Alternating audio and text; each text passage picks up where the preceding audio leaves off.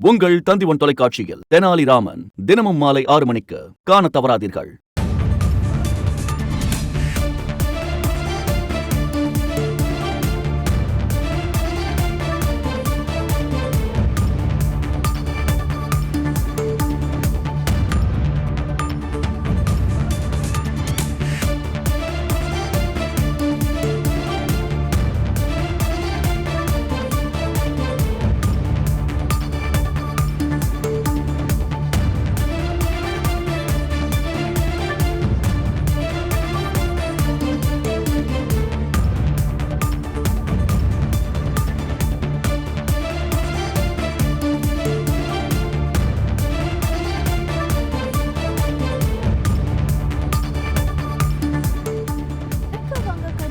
அடுத்தடுத்து 2 குறைந்த காற்றழுத்த தாழ்வு பகுதி உருவாகும் என்று வானிலை ஆய்வு மையம் தகவல் வெளியிட்டிருக்கிறது.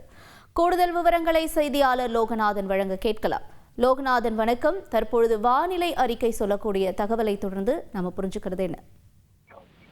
தெற்கு வங்கக்கடலில் அடுத்தடுத்து 2 குறைந்த காற்றழுத்த தாழ்வு பகுதி உருவாக வாய்ப்பு உள்ளதாக கருதப்படுகிறது. கணினி மாதிரிகள் அடிப்படையில் நாளை மத்திய வங்கக்கடலிலும் டிசம்பர் 2வது வாரத்தில் தென்கிழக்கு வங்கக்கடலிலும் குறைந்த காற்றழுத்த தாழ்வு பகுதி உருவாக வாய்ப்புள்ளது என்பதை வானிலை ஆய்வு மையம் கணித்துள்ளது.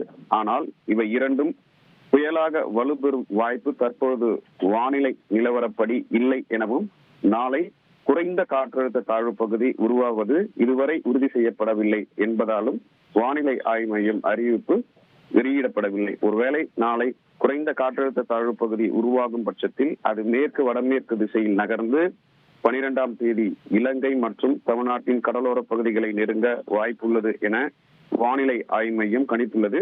தற்போதைய சூழலில் குறைந்த காற்றழுத்த தாழ்வு பகுதி நாளை உருவாவதில்லை, தாமதம் ஏற்பட வாய்ப்புள்ளது என வானிலை ஆய்வு மையம் தகவல் தெரிவித்திருப்பதும் குறிப்பிடத்தக்கது.